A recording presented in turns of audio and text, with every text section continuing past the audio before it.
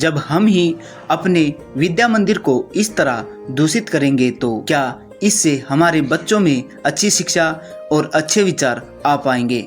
राम राम जी साਰਿਆਂ ने आज काफी समय के बाद अपने ही गांव के राजकीय विद्यालय में हम पहुंचे हैं और इस समय इस विद्यालय की जो हालत है आप सभी के भी अंतर्मन को दुखी करने वाली है। ये देख सकते हो, ये है एक शौचालय जिसके अंदर पानी की कोई भी सुविधा नहीं है और साथ में ही इसके आसपास आप देख सकते हो काफी सारा घास व झाड़ियां उगी हुई हैं जिनकी साफ सफाई बहुत ही जरूरी है।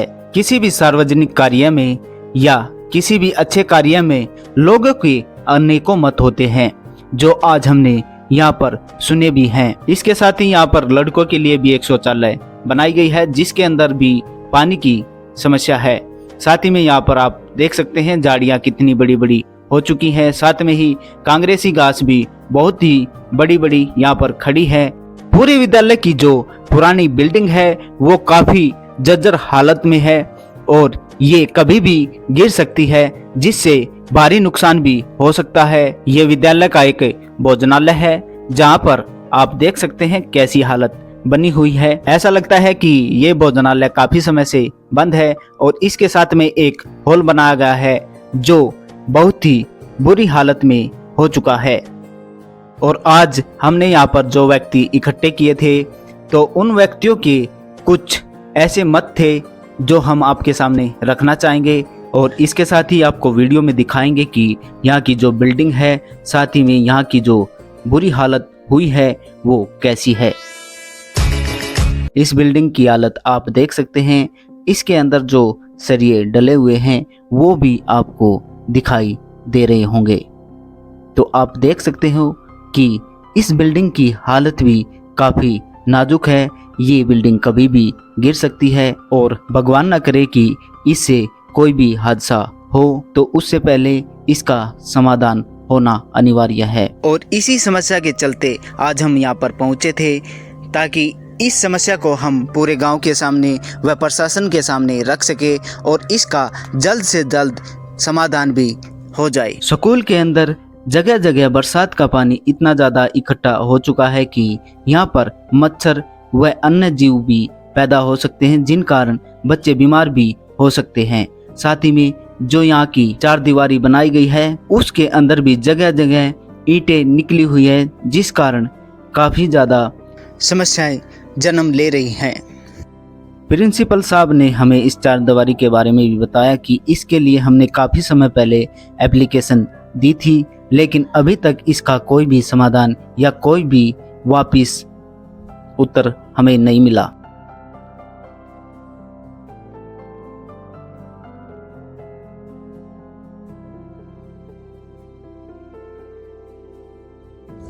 और ये देखिए, ये है विद्या मंदिर का मुख्य द्वार जहाँ पर छत ऐसी है कि ये भी कभी न कभी गिर सकती है जिससे सरिये दिखाई दे रहे हैं।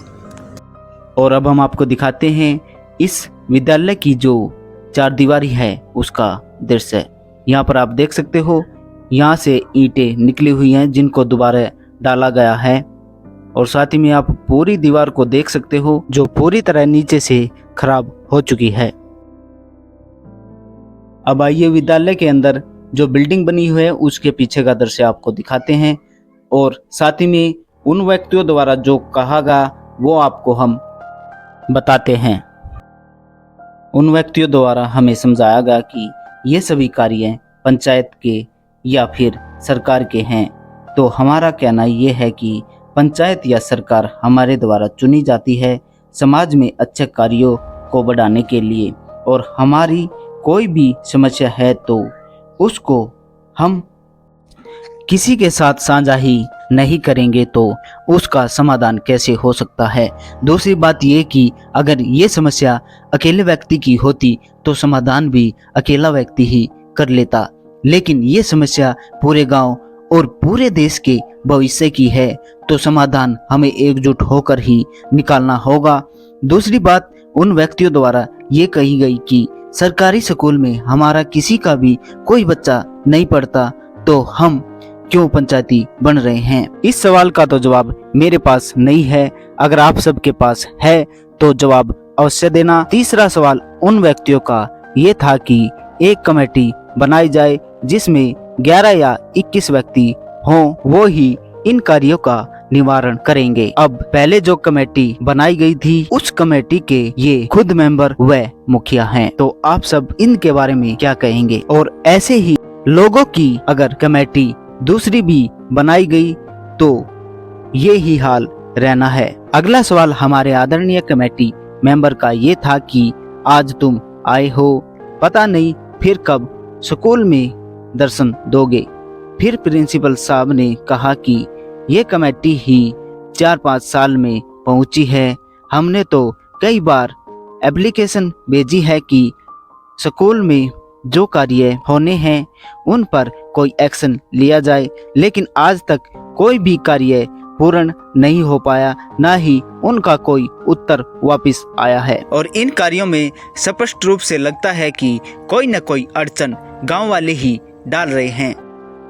ये देखिए, विद्यालय की बिल्डिंग के पीछे का नज़ारा काफी हरा भरा है, लेकिन इस हरे भरे नज़ारे के नीचे गंदा पानी व काफी सारी गंदगी भी भरी हुई है, जिसने यहाँ की वायु व वातावरण को भी दूषित कर रखा है और इस कारण बच्चे भी बीमार होते हैं। और इन विद्यालय में वो ही भविष्य आता है जिनके घर पर ना तो प्राइवेट स्कूल और ना ही किसी मेडिकल में देने के लिए पैसे होते। एक बात हमारे सामने जो आई उस बात पर हमने काफी सोच विचार किया, उसके बाद ही हमने थोड़ा हौसला जुटाया और अब हम आपके सामने बताने जा रहे हैं। और इसके लिए हमें डर था कि कहीं गांव वाले ही हमें इसके लिए गलत ना ठहराने लगे, लेकिन जब बात अच्छाई और बच्चों के भविष्य की है तो आवाज उठाना जरूरी है कि हमारे विद्या मंदिर के चारों ओर 1995 की बाढ़ से स्कूल और बच्चों की शिक्षा में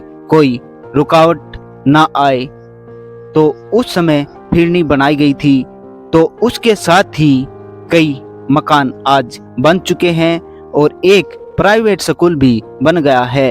एक मकान ऐसा है जिसके घर से सारा गंदा पानी, चाहे शौचालय का हो, चाहे घर का हो या पशुओं का मलमूत्र हो, सब का सब विद्यालय के अंदर भेजा जाता है। तो क्या ये कार्य उन लोगों को भी शोभा देता है जिन्होंने कभी इसी विद्यालय से शिक्षा ग्रहण की थी? और शिक्षा के बारे में ये कहा जाता है कि शिक्षा तो वो शेरनी का दूध है जिसे पीकर हर कोई शेर की तरह दौड़ता है और चीते की तरह दौड़ता है, लेकिन यहाँ की शेरनी में ही फर्क आ गया है। यहाँ की शेरनी का दूध पीकर बच्चे मानसिक रूप से बीमार और शारीरिक रूप से कमज़ोर ही मिलेंगे।